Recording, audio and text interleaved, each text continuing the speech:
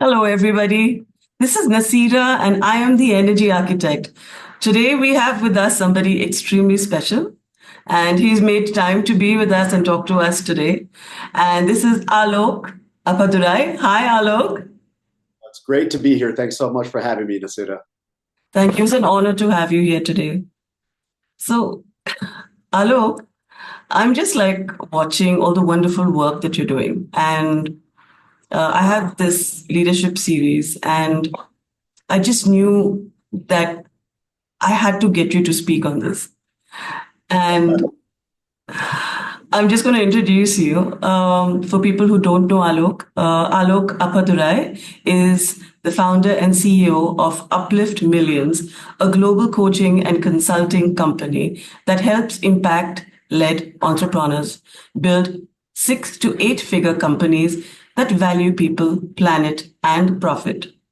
He is the Wall Street Journal best-selling author of the book Maximum Impact Potential, has given a TED Talk on feeding 500,000 meals to people in need, and has coached over 650 plus clients around the world.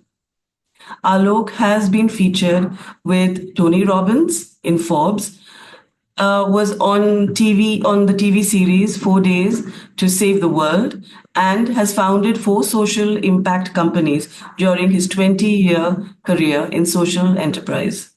Alok is a proud father to Sequoia and partner Kathleen.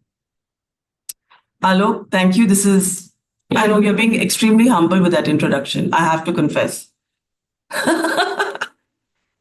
I guess so. We walk a certain path for a long period of time, and if we've been committed to something that we believe in, extraordinary things end up getting created, I guess. And you are extraordinary in every respect, in the deepest sense, really. So, Alok, I know you to be extremely conscious and spiritual. And but I know that there is also something called wealth consciousness, which a lot of people are not familiar with. Now, how does this differ from a more traditional understanding of wealth? Beautiful. Everything in the world is energy. Energy is not destroyed, it's only shifted and created and moved. And so when we understand that, you're the energy architect, you get this. Yeah. For the idea of wealth consciousness, there's an identity called wealth circular identity.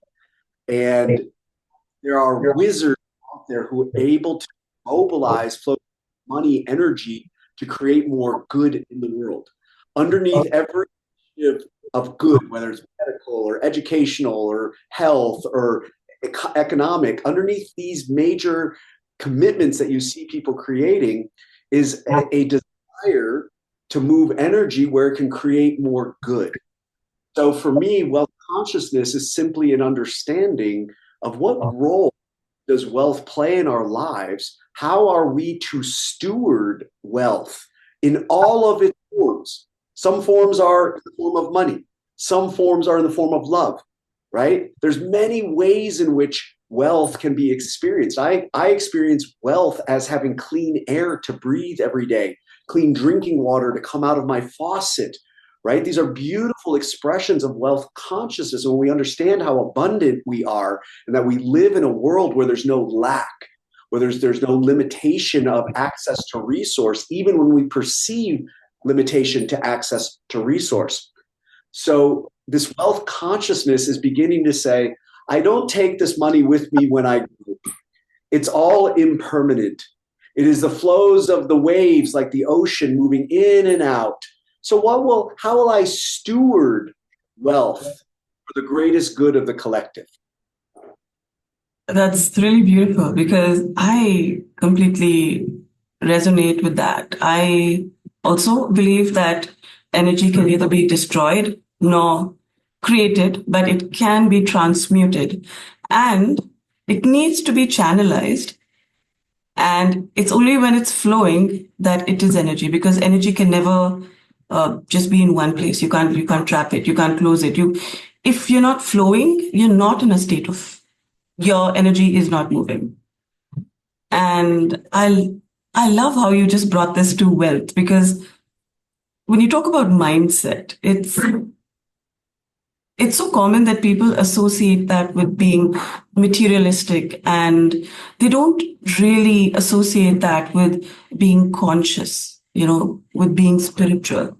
And how did you, uh, I mean, were you born knowing this, or did you figure this out along the way? It's what a fabulous question. I think it's a yes and. I was born with a consciousness that knew I came to Earth to do something bigger than myself, to stand for something bigger than myself. That only pursuing, my own, uh, let's say, human greedy desires as a person. You want big houses and big cars, all these things, right? I live in a dream house. I have a dream car, and I'm doing my biggest work in the world, right? Like, it's beginning to say you can strip the martyrdom out of service and allow the universe to say you can be blessed. So to answer your question, was I born knowing these ideas about wealth consciousness? No. They were, I stumbled into these ideas over the last 30 years as I was asking questions about how do we revitalize economies? How do we help families have greater financial sovereignty? Why? Because I grew up in a very complicated neighborhood. My dad's from India. My mother's from the United States. I've seen inequality, economic injustice, social injustice since I was very young. And we can either complain about these things. There's no shortage of the complainers, right? Right. Yeah. But I care about those that are going to mobilize money, energy towards creating a solution, right? So if we're solution focused, then okay, we stand for something, whatever it is that you stand for. Just pick something that you stand for that's bigger than yourself, and then be the one who won't just talk about it. Let me give you an example of the intersection of spirituality, philanthropy, and wealth consciousness. So as I began to explore why I'm here is to shift human consciousness to reduce suffering and condition. How do we do that? We begin to think, we ask certain bigger questions, and I began to see, well, there's 7 major issues that are facing humanity, right? We've got things like climate change, we've got migration, we've got women's issues, right? There's big, big, huge, massive questions. And if we start, for those of us that are looking at a macro level, we begin to say, what would reduce those things? And I found two things that I believe deeply at a spiritual level in the core of my being in association with the universe that reduce all 7. Number 1 is planting trees. I believe that when you study what planting trees does to the environment and to the economies where that occurs, it's radical. Number 2 is increasing the flows of money to more women around the world. Okay, period. You do all the data. This is data driven. All the data shows that every major marker that we desire to go in the right direction socially and environmentally move in the right direction when those two things happen. Bang, now I've got a spiritual purpose. What? To start reducing these things going on. Well, what does both of those things require? The movement of money, energy through those ideas. So I have 2 commitments. One is to plant 1 billion trees in my lifetime. The other is to funnel $1 billion of 0% loans to women entrepreneurs around the world. These are commitments that are a lifetime commitment. It is a wealth consciousness, because underneath both of those ideas, what? Alok Appadurai gets to become the steward of large amounts of money energy, and then direct, guide, shepherd, steward that money energy towards those big outcomes to the very best of my ability in my lifetime. I'm now spiritually aligned toward that. I've got a philosophical and philanthropic idea of why that will be needs to be true. And then I'm going to move my wealth consciousness towards that to grow business or to inspire other people to move in that direction. Wow. That, Yes, I answer. So I'll just say the short answer is yes, I had the internal consciousness to be a lot of positive change for myself and others from a very, very young age, like as early as I can remember. But the pathway to that has been this hilarious journey. Hilarious journey. I I see this great mission in front of you. You're so clear about exactly where you want to go, and you're playing with that. You're having fun along the way, and it's difficult for somebody, not me, like for a lot of other people, to see how they can associate that with leadership. And that Yes. is such an important quality of leadership, maneuvering and playing with it and, riding those tides and with a very, very strong sense of purpose. I believe future of leadership will include all of these questions as non-negotiables. Why? Particularly in the United States, we're seeing the workforce change. The next generations of workers are not asking the same questions of their employers that they did 50 years ago. 50 years ago, people would pick one company, be there for their entire life, get a retirement, and buy a white picket fence with 2 kids and a house.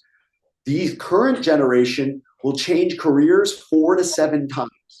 They desire at an increasing rate, they desire to work inside companies that reflect their core values of what a better world will look like. They're not just, they will actually, listen to this, they will actually take a pay cut to work for somewhere that reflects their core values, where they feel they are expressing their life's purpose. So if this is the reality, you can complain about it, right? We have all these upper generations that are like, look at these young people, they won't commit to anything. Yeah, because they're not playing the game that you want them to play. So I literally say any leader who is making decisions based on the last 100 years of how business was done, I believe their company will eventually go extinct. I agree So with you. these aren't just feel good ideas. They are data driven. This is the future of leadership. You need to be thinking inclusively about how you treat people, women, people of color, and the environment. It ain't going away anytime soon. This is the direction we are headed. Yeah, I agree with you. Also, I think we've shifted out of that mindset of survival, and therefore we are in the stage of, while our basics are met, our basic needs are met, we are now on that stage of creation. Right. And creation is such an important part in leadership, which um, some people can't associate the two together, because having fun and being creative with leadership, well, uh, they've made to believe that, somebody told them that it's not possible. And business schools don't really teach you that. And And that, here's an idea I want all of your people to understand. You can make a phenomenal living and earn an unlimited amount by creating outcomes that uplift humanity. There's not an either or. It's not either I go have a career, make lots of money, or I martyr myself, lose everything in order to do good in the world. I want to invite people that there is a third way that has emerged, where you create business or commerce that is beneficial to the collective, and you'll receive everything you desire to experience in your life. well, so what are some common limiting beliefs that you see amongst leaders regarding wealth? And how do you think that they could transform these beliefs to better serve their goals and purpose? Because sometimes people ignore that voice, that's telling them that there's more to life. So, what would you advise them?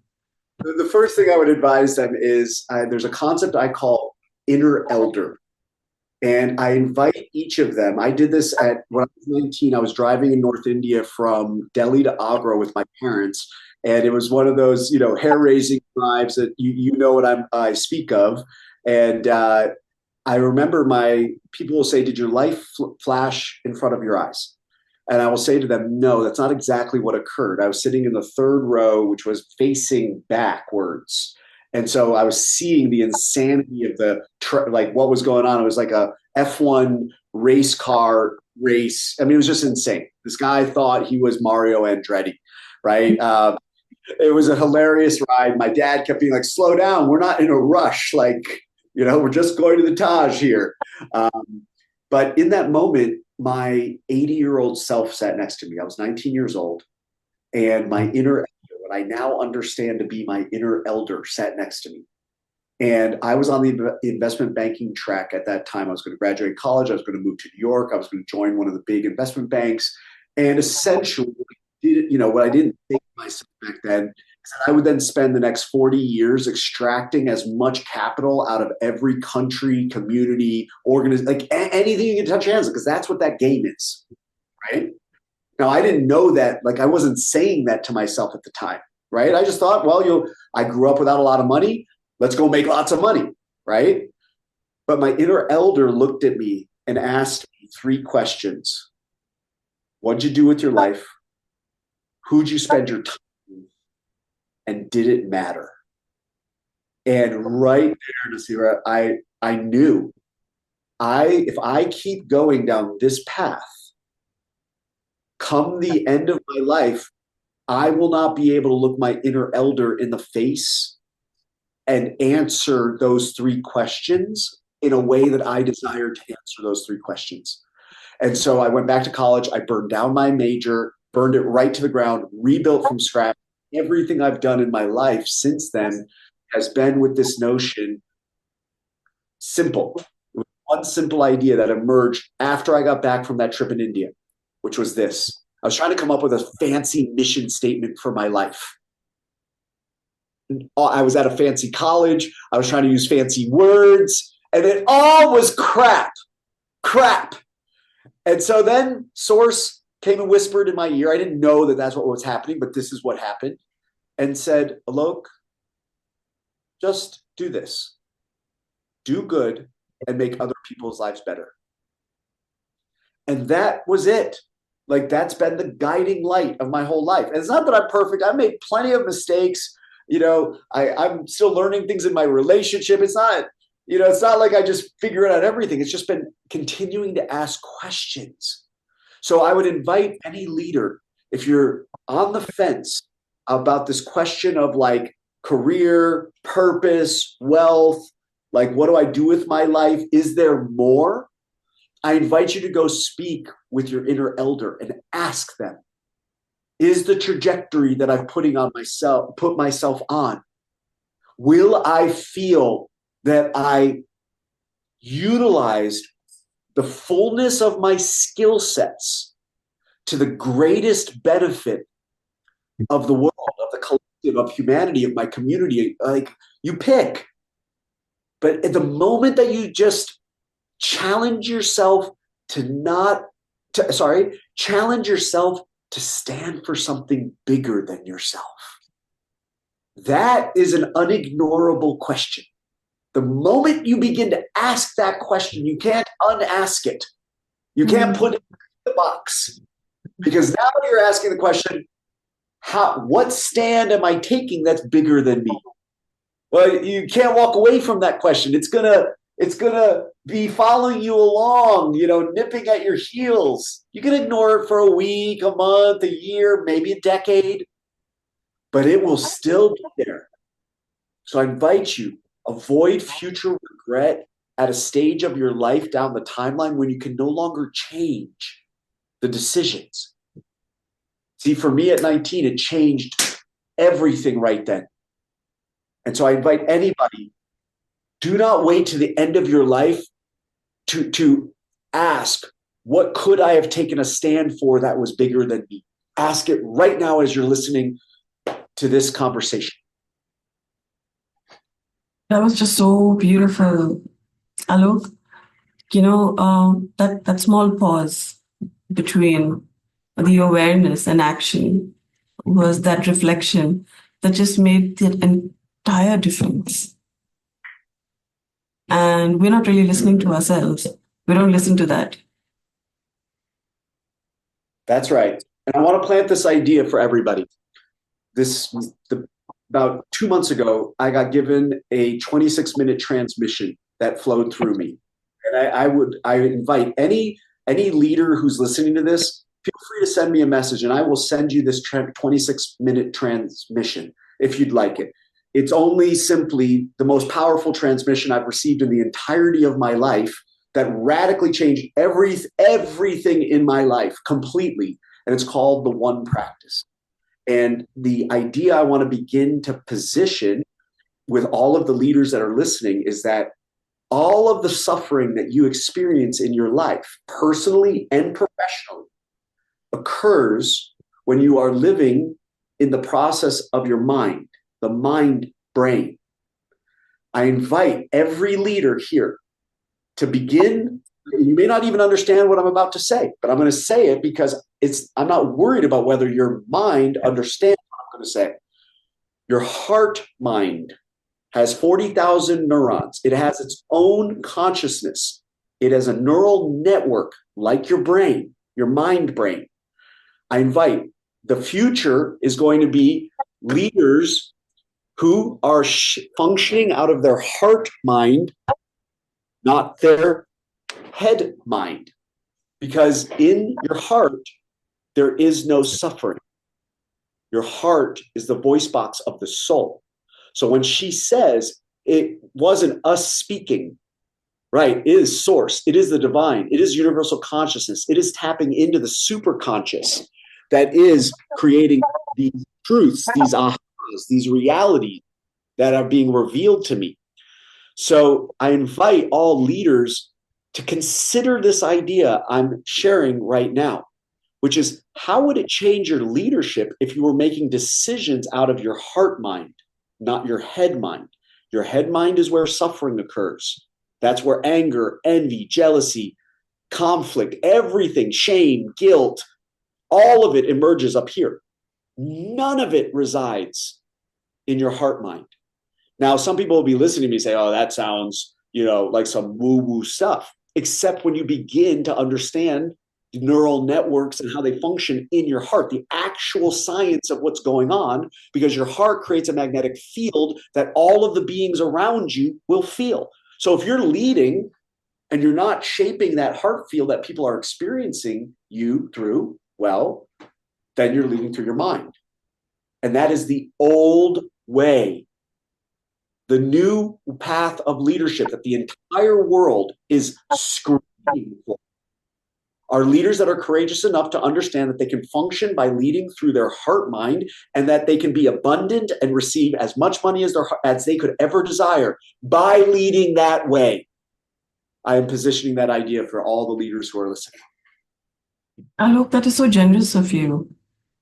That's Thank really you. very generous of you. Thank you. Yeah, just message and just say the One Practice, and I will send you that 26-minute transmission to anybody in the world who's listening to this. Wow. Thank you. Oh, so how do you think you view this relationship between personal abundance and collective prosperity? Because people don't understand the difference, or they think that abundance is like a personal thing, but collective prosperity is really something else. And is it possible for a leader to create like this ripple effect of wealth consciousness within their community by having this heart-centric approach, to their leadership style? Absolutely. So I lost the first question here. Can you just say the first question again? Yeah. The answer to the question is yes. The answer is that when you lead this way, when you lead with this style of consciousness, it becomes a state of being. So anybody can look at my last 25 years in business and they will see a common thread that's woven. All of them were built to uplift humanity or to address some challenge that's going on. And so by leading that way, people can understand my state of being. And through that, it attracts A players onto the team who want to put their energies and superpowers towards not Alok Appadurai, but to our company Uplift Millions. They believe in what we stand for. So you become the lighthouse through this state of being that attracts the new level of leader under you who has incredible skill sets, but they want to apply those skill sets towards something that they can be proud of. They can tell people at their dinner parties and things like this, this is what I am contributing my energy towards. So it doesn't just create a ripple effect that's notional. It creates culture. And the culture within yourself is the first culture. I call that self-culture. Then there's the culture within your family. Then there's the culture within your company. Then there's the culture within your community that you're cultivating, right? So yes, these decisions to lead this way is courageous. 25 years ago when I began leading this way, imperfectly, by the way, I was just trying to figure it out because nobody handed me a handbook of how you do social enterprise, right? And when I started, I didn't know what I was doing. It's now more normal. It's beginning to be more normal to lead this way. When Gandhi said, be the change you wish to see. So in business, let's be the change we wish to see. When people say to me, I wish women were in more senior leadership jobs in major companies, you know what I say? I say, yes, I agree with that. And then I say, go build a major company and hire women at the top ranks. Be the thing. Create the thing you desire to see in the world versus complain about what is broken. Here's another thing. One of the hardest ideas about wealth consciousness that I ever heard. This one challenged me to the core. It said, this is out of the book, Science of Getting Rich by Waddles, written 100 years ago. And he said, if you desire to get rich, language I don't really speak, but that's the language of this book. If you desire to get rich, stop talking about poverty, injustice, violence, gender violence, racism. Stop talking about all those things. And I said to myself, what do you mean? Stop talking about all these things. These things are incredibly important things to be talking about. It's what my whole life has been. It's my entire college major, everything, live, breathe, sleep, inequality, injustice, violence, all the things, right? It said, stop talking about those things because when you talk about those things, your words are powerful. They will create that reality and you will be broke, okay? And you'll have no money to actually change any of the things that you're complaining about. The only solution to any of those things is abundance, is having money. If there's a public health crisis in a village in South India, what do they need? They likely need a hospital, right? They likely need, right? Well, that requires abundance. Create the abundance that builds the hospital, right? Notice the problem, notice the thing that's missing, and create it. Be a wealth creator and a wealth circulator who moves money energy into the solution, right?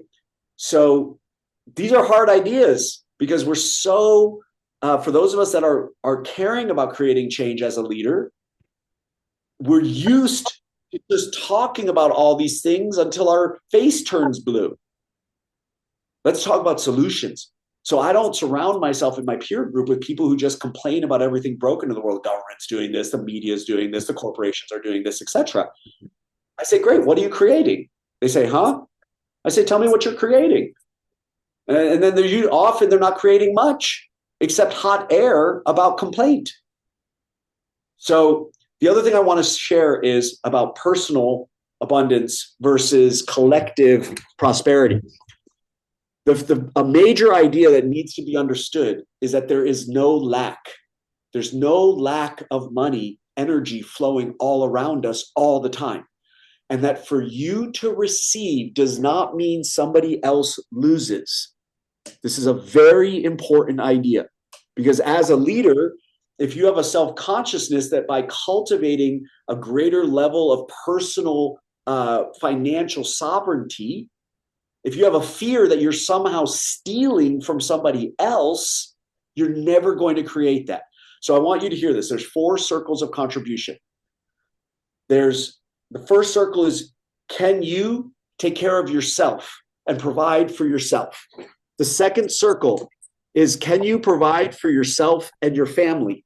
The third circle is, can you provide for yourself, your family, and your community?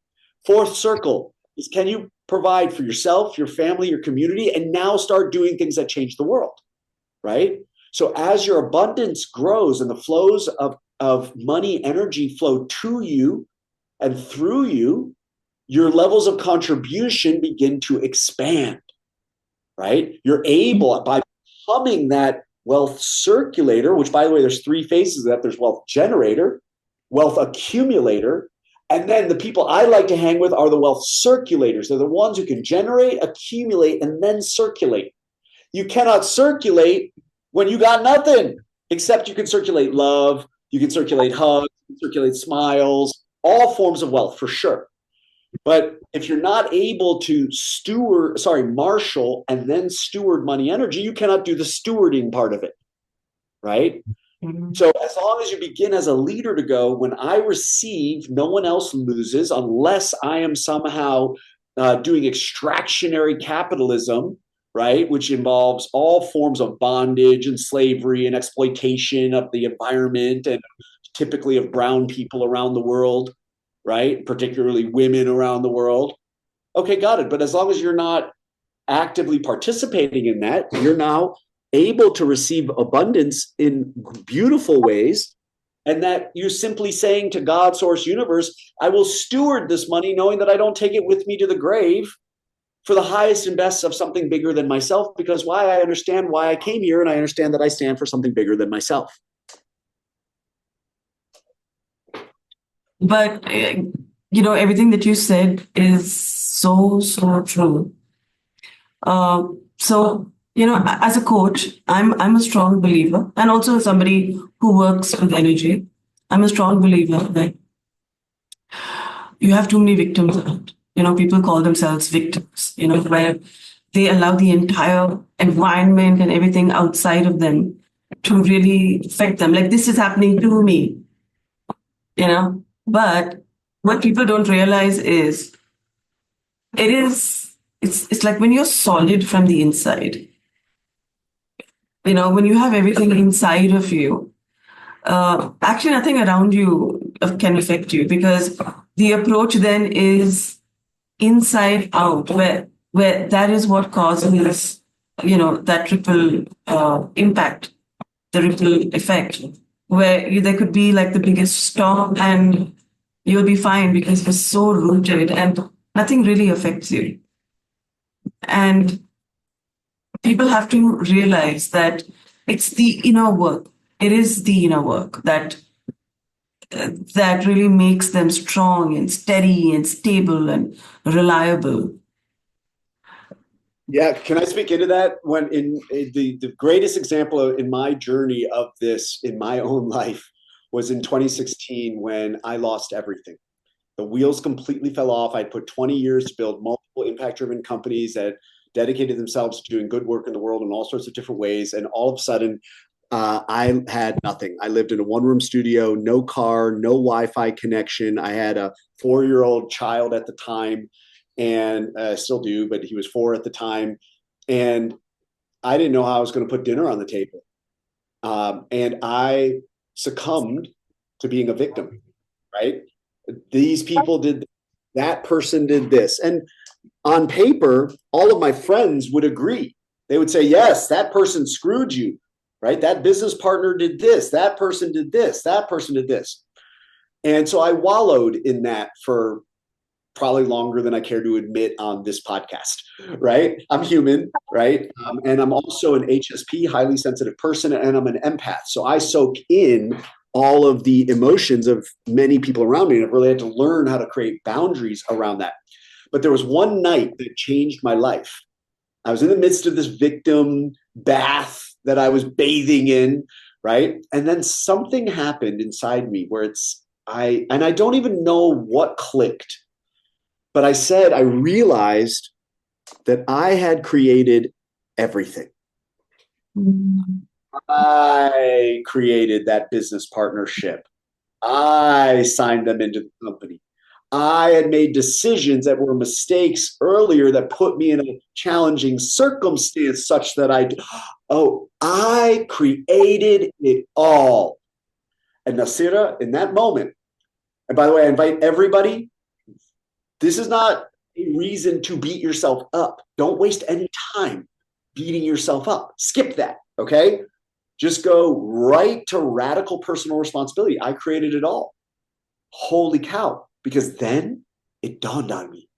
If I'm that powerful, that I could create all of these outcomes. I don't like these outcomes, but I created all of them. That means I'm powerful enough to create my way out. And I looked at my son. He was sleeping in the bed. And I whispered. He couldn't hear me, but I said, your daddy got us into this jam. Your daddy's going to get us out. And that was my turning point.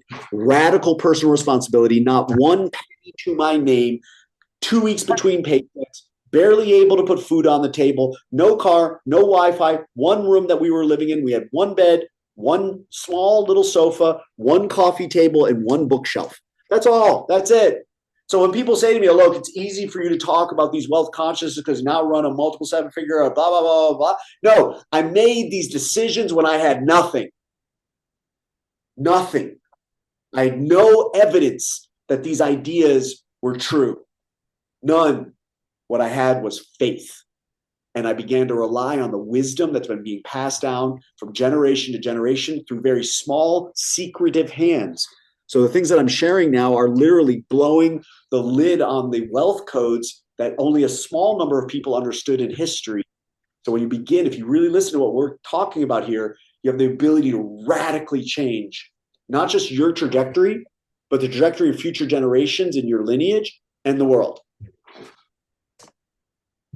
That was so deep. Thank you for being so vulnerable. And I know we've all been there at various levels. And, I'm so happy we had this conversation today, Alok, because, when I came out with the energy architect, the only thing I knew was that you could change everything with your intention, That's right. just channelizing that energy. And we have it, but it's all over. You know it as anger, you know it as fear, you know it as hate, you know it as complaints. If we could just change that and transmute that to build ourselves and build everybody around us, can you imagine the impact that we could really create, And each and you every don't, one of us? and you don't lose when you do that. There's an old mindset that somehow I'm going to lose. I won't receive totally what I want to receive. I want to really plant the seed that what she just said, there, don't let the limiting belief, but I won't really be successful doing it, right? Or my family will struggle if I go that path, right? There is that middle ground where unlimited abundance can come your way by taking a powerful stand for what you believe in. And I want to really confirm what she said to you. If any of you listened to what she just said about 30 seconds ago, 45 seconds ago, your external world is a reflection of what you feel inside your body and the beliefs that you hold to be true. Another peer of mine the other day said, your current results are a reflection of your current beliefs. So if energy is stuck inside of you, it won't be fully expressed as it could be if you are holding beliefs that are limiting about what you can create. That's it. So if you believe that you cannot create an outcome, well, that will certainly be true. And if you believe you can create an outcome, and if anybody wants to test this theory, go watch the film A Million Miles Away. Okay? Extraordinary film. And it's about the first migrant worker in the United States, which are typically Latinos that come from Central and South America. They get paid nothing. Okay. The story follows the first migrant worker. He was a boy from migrant worker picking strawberries in fields to go to outer space as an astronaut. So if you don't believe it's possible in your life, you are right. If you do believe it's possible in life, you are right. Absolutely. That was quite powerful. Thank you for sharing that. Um, Alok, you know, you've grown so much. You are also guided. You have this heart-centric approach to your thinking and to your leadership in your practices. You are able to be vulnerable. You're at the same time you can be powerful, and all of these are like um, they're really really powerful. And would you have or have you observed any specific spiritual or energetic practices that help yourself or leaders align with their wealth consciousness with a larger purpose and vision? How do you really ground yourself? I ask a question, which is, and I'll speak my language, but I invite the listener to replace whatever words make sense to you. I simply ask this one question. Dear God, source, universe, infinite wisdom, universal intelligence, whatever word you use for this, how would you best use me such that by the end of my life, I feel I am completely used up towards that outcome? And what would you have that look like? That question and the courage, the key here is two things. One, shut your face and listen. Two, do not question the listening. Three, diligently act upon the listening until you're given a new listening. So here's an exercise that all of your people can do. I invite you right now to wherever they are, if they're listening to this, to sit quietly, close your eyes, and do imagine. This might sound a little weird for some of you, but why not? Go for a ride here. Close your eyes, and I want you to fly out on your timeline. Like imagine you're literally flying over the future. You see tomorrow, the next day, next week, next month. You're flying out on the timeline to a year from now, or maybe 2 years from now, or maybe 5 years from now. Okay. And then land right on that point on the timeline, wherever that is, and stand right in front of yourself then. It's called your future self. And the first step is to simply look into the eyes of that version of you that's already on the other side of building the huge hospitals, of building the schools, or whatever it was that you stood for. And then stand there first, just look them in the eyes. Feel their presence. Feel how they are carrying themselves. Feel their certainty and their just centered, grounded confidence. And then simply ask them this. Look them right in the eye and ask them this one question. What message do you have for me today? And then listen and do not question, because they are not unclear. You may be unclear right now. They are not unclear. And then act upon what they said. Do not question it. March. March. The faster any of the listeners of this conversation can do exactly that with courage, because it may be opposite. It may be something other than what you're currently creating. Do not question it. March. That was such a fantastic tip. That really, when you talk about like quantum leap, I think that, and seriously, I feel like I felt I've done it at some time, and I made a promise to my future self that I'm going to get there. And I really hope people listening to us today are really going to take action upon this. It's up to them because they can no longer now claim they weren't pointed in a certain direction. Right.